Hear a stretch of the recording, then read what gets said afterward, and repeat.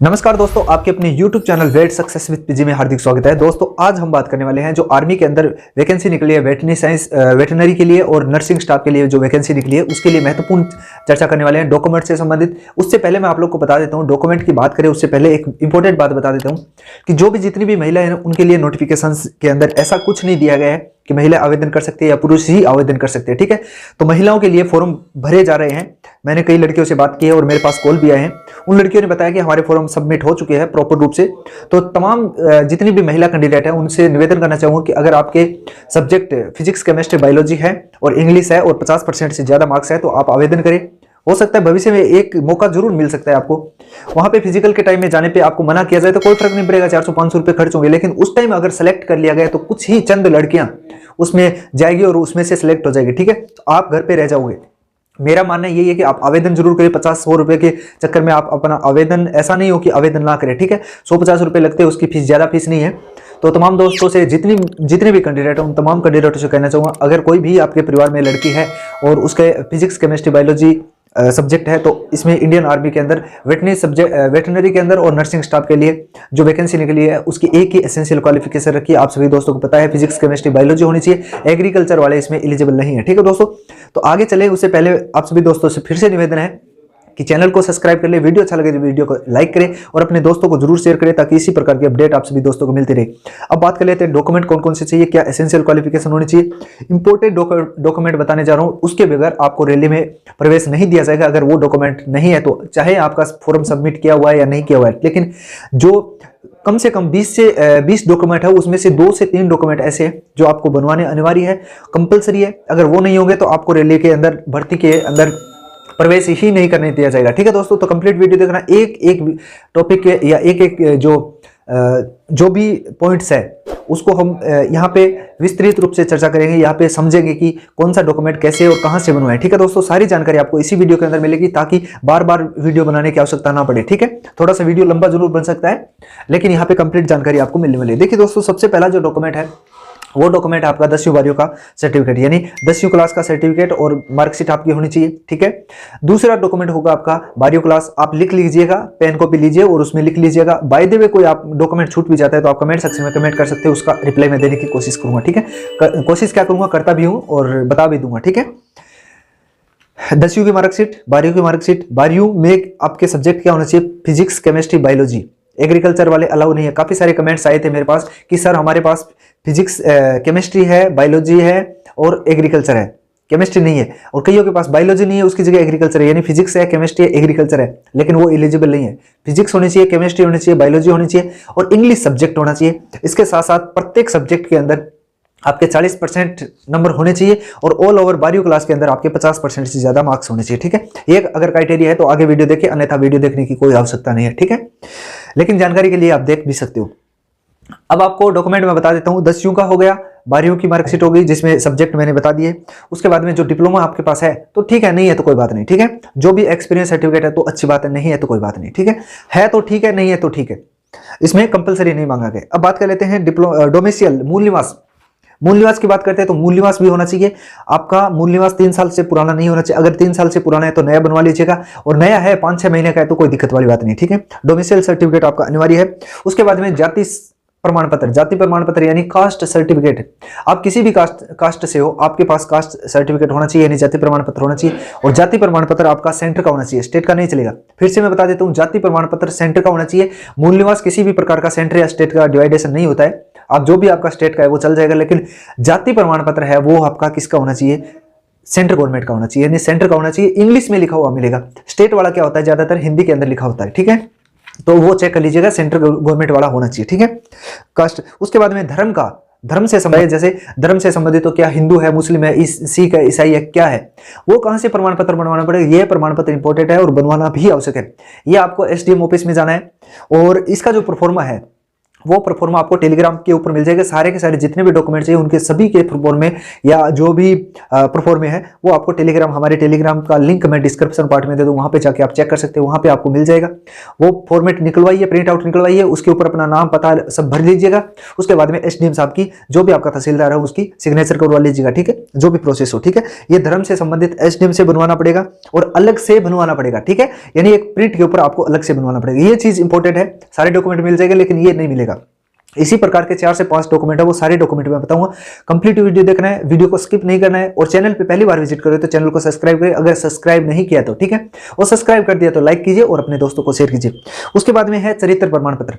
अब चरित्र प्रमाण पत्र कहाँ का चाहिएगा? एक तो चाहिएगा आपकी 12वीं क्लास का, एक चाहिएगा 12वीं क्लास में, क्योंकि 12वीं की यहाँ पे एसेंशियल क्वालिफिकेशन मांगी गई, तो 12वीं क्लास का आपका चरित्र प्रमाण पत्र होना चाहिए स्कूल का, ठीक है, स्कूल का होना चाहिए। इसके साथ साथ जो लास्ट डिग्री आपने या डिप्लोमा जो भी किया है वहां का अगर होता है तो अच्छी बात है, नहीं होता है तो कोई बात नहीं, लेकिन स्कूल का होना चाहिए 12वीं क्लास का, ठीक है, वो हो जाएगा या मिल जाएगा। उसके बाद में एक चरित्र प्रमाण पत्र होना चाहिए आपका सरपंच का, जो भी अगर गांव में रहने वाले कैंडिडेट है उनका सरपंच का होना चाहिए, शहर में रहने वाले हैं उनका पार्षद का होना चाहिए, चेयरमैन जो भी है उनका होना चाहिए, ठीक है, जो भी असेंबली में जीत के आता है उसका चरित्र प्रमाण पत्र आपका होना चाहिए। जैसे गाँव में होता है तो सरपंच मुखिया होता है तो सरपंच का होगा, और शहर में अगर पार्षद है तो पार्षद का, चेयरमैन है तो चेयरमैन या प्रमुख है तो प्रमुख का, ठीक है। चरित्र प्रमाण पत्र होना चाहिए, अलग से लिखवाना है, ये मैंडेटरी है, ठीक है, कंपलसरी है, इस चीज को ध्यान रखना। उसके बाद में थोड़ा सा वीडियो लंबा होने वाला है, हर चीज में बताने की कोशिश करूं। उसके बाद में एक रिलेशन सर्टिफिकेट होता है। अब रिलेशन सर्टिफिकेट किसके लिए आवश्यक है? जिन कैंडिडेटों के माता पिता भाई, सॉरी माता नहीं हो सकती, पिता या भाई या दादाजी, अगर वो रिलेशन सर्टिफिकेट बनवा के देते हैं तो, ठीक है। अगर ये कोई भी आपका लगा हुआ है पहले से आर्मी में, अगर आप रिलेशन सर्टिफिकेट के थ्रू या फिर आपका रिलेशन सर्टिफिकेट बना दिया है, आर्मी में पूरे प्रोसेस होती है वो बना के देते हैं आर्मी वाले, ठीक है, अगर वो आपने बनवा लिया है तो वो सर्टिफिकेट ओरिजिनल होना चाहिए। क्या होना चाहिए? ओरिजिनल, उसी भर्ती के टाइम आपको ले जाना है, ठीक है।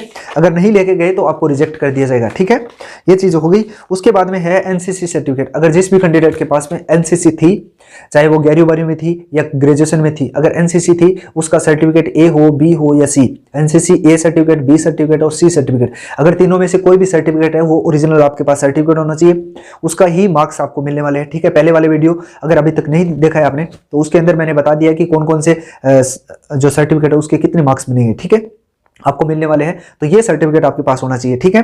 नेक्स्ट जो हमारा है स्पोर्ट्स सर्टिफिकेट यानी खेल प्रमाण पत्र। अगर आप कहीं पे भी सेंटर में, स्टेट में या कॉलेज के थ्रू या फिर एनसीसी कैंप के थ्रू या किसी भी राज्य स्तरीय या जिला स्तर पे या राज्य स्तर पर या सेंटर स्तर पे या नेशनल स्तर पर अगर आपने कहीं पे भी कुछ भी खेला है या आपके पास कोई प्रमाण पत्र है तो आप ले जाइए, वहां पे उसके मार्क्स मिलेंगे, लेकिन ओरिजिनल होना चाहिए, ठीक है।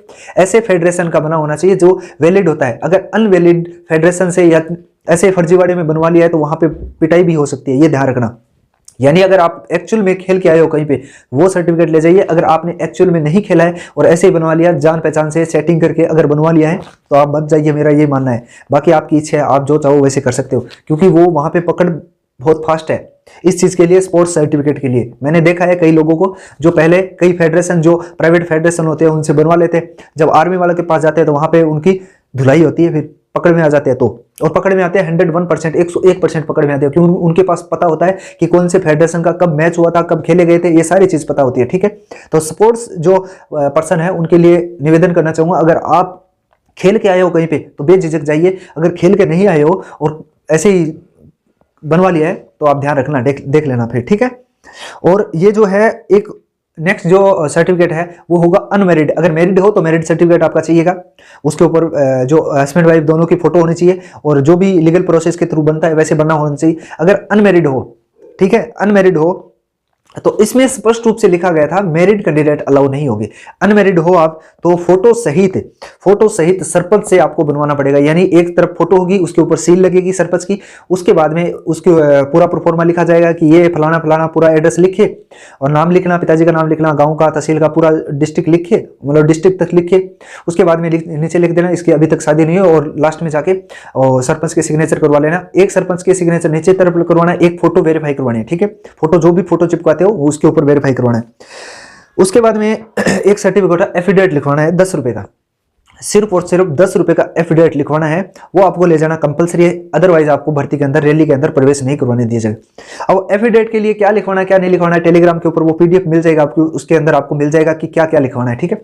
सारी चीज पीडीएफ अगर वगैरह है वो टेलीग्राम पे मिल जाएगी। आज फिर से डाल दूंगा, 3 दिन 4 दिन पहले मैंने डाली थी, लेकिन फिर से रिवाइज कर दूंगा, वो चीज वहां पे डाल दूंगा, ठीक है। टेलीग्राम का लिंक डिस्क्रिप्शन पार्ट में, वहां पे जाके आप चेक कर सकते हो। तमाम जितनी भी भर्ती आती है उसकी छोटी से छोटी जानकारी हमारे चैनल के ऊपर मिलती है। तो मैं आशा करता हूं कि वीडियो अच्छा लग रहा है, वीडियो अच्छा लग रहा है तो एक बार लाइक कर दीजिएगा, सब्सक्राइब नहीं किया तो सब्सक्राइब कर दे, अपने दोस्तों को जरूर शेयर करें ताकि उनको भी ये जानकारी पता चले। आप सभी दोस्तों को पता है एक जानकारी अगर 10 आदमियों को या 10 कैंडिडेटों के पास पहुंचे तो सबका भला होगा, यही हमारा उद्देश्य है। अब जो एफिडेविट है वो 10 रुपए का होगा, नॉन जुडिशियल होगा। नॉन जुडिशियल बोल देना उसको, जहां पे भी जाओ आप तहसील के अंदर बनवाने जाओ उनको बोल देना, ये नाम जरूर बता देना कि नॉन जुडिशियल होना चाहिए, ठीक है, नॉन जुडिशियल होना चाहिए। इसके बिना आपको वहां पे प्रवेश नहीं करने दिया जाएगा। जहां पे भी आपकी खुली ओपन रैली भर्ती होगी वहां पे प्रवेश नहीं करने दिया जाएगा अगर स्टाम्प नहीं है तो। स्टाम्प 10 रुपए का ले जाना है आपको, ठीक है।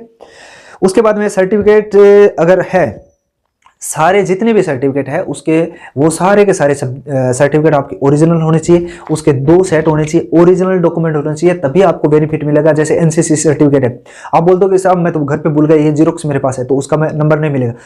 स्पोर्ट्स का सर्टिफिकेट आप बोल दोगे कि साहब मैं तो भूल गया, बैग में है वगैरह वगैरह, डॉक्यूमेंट में गुम हो गया, तो ऐसा नहीं चलेगा। कोई भी सर्टिफिकेट अगर है आपका ओरिजिनल होना चाहिए, वहां पे चेक किया जाएगा, उसके बाद में जीरोक्स कॉपी मांगेंगे वो, ठीक है। तो सारे डॉक्यूमेंट आपको ओरिजिनल ले जाना है। उसके साथ साथ आपको अकाउंट जो पासबुक्स होती है, जो बैंक पासबुक है वो ले जानी है, अकाउंट नंबर ले जाने हैं। इसके साथ साथ पैन कार्ड आपको ले जाना है, पैन कार्ड ले जाना कंपलसरी है। सारी चीजें जो नोटिफिकेशन के अंदर लिखी हुई है वो चीजें मैं आप लोग को एक सिंपल वे में बताने की कोशिश करूं, ठीक है। पासबुक ले जानी आपके नाम की होनी चाहिए और सही तरीके से नाम आप होना चाहिए उसके अंदर। अगर कोई करेक्शन करवाने वाली बात है तो आप करेक्शन करवा लीजिएगा, नई पासबुक निकलवा लीजिएगा, ठीक है। उसके बाद में पैन कार्ड हो गया, पैन कार्ड भी आपका होना चाहिए। फिर आधार कार्ड है, आधार कार्ड भी आपका होना चाहिए, ओरिजिनल होने चाहिए सारी चीजें, ठीक है। अब इंपॉर्टेंट बात है ये पुलिस वेरिफिकेशंस की, यानी पुलिस चरित्र प्रमाण पत्र, पुलिस वेरिफिकेशंस। आप अगर राजस्थान के हो या अदर स्टेट के हो तो उसमें मुझे पता नहीं है पूरी प्रोसेस क्या है कि पुलिस वेरिफिकेशन कैसे करवाते हैं, क्योंकि राजस्थान के अंदर ई मित्र के माध्यम से ऑनलाइन फॉर्म भरा जाता है, वो 7 या 8 दिन के अंदर ई मित्र के ऊपर ही आप डाउनलोड भी कर सकते हो, ठीक है। तो पुलिस वेरिफिकेशन जरूर बनवा लिए ताकि उसके बगैर आपको अंदर प्रवेश नहीं करने दीजिएगा, ठीक है। तो पुलिस वेरिफिकेशन आपके पास होना चाहिए। उसके बाद में है एक रेजिडेंस प्रूफ। आपने पहले मूल निवास तो लिख दिया, लेकिन यहाँ पे रेजिडेंस प्रूफ भी मांगा जाएगा एक। उसमें क्या होगा कि सरपंच से या जो पार्षद है आपके या फिर नगर निगम है या जो भी है, नगर जो भी है, उसमें क्या होगा, नगर निगम का सदस्य होगा या फिर सरपंच होगा, उनसे आपको लिखवाना पड़ेगा रेजिडेंस प्रूफ। या जो भी पार्षद होते हैं उनसे लिखवा सकते हो आप आसानी से। वहां पे आपको लिखवाना पड़ेगा कि मैं यहाँ का मूल निवासी, यहाँ पे ये मेरा घर नंबर है, जो भी आपका जो एड्रेस होता है वो प्रॉपर आपको देना होगा, ठीक है। ये चीज हो गई। उसके बाद में है मार्क्स कितने मिलेंगे, यानी कौन से सर्टिफिकेट के कितने मार्क्स मिलेंगे, ये मैं आप लोग को बता देता हूं। देखिए दोस्तों, बोन्स जो मार्क्स है, वो जो सर्टिफिकेट है आपका, उसके ए सर्टिफिकेट होगा, अगर एनसीसी का ए सर्टिफिकेट है तो उसके 5 नंबर मिलेंगे। कितने नंबर मिलेंगे? 5 नंबर। बी सर्टिफिकेट आपके पास है तो उसके 10 नंबर मिलेंगे, ठीक है। अगर सी सर्टिफिकेट आपके पास है तो उसके 15 नंबर मिलेंगे।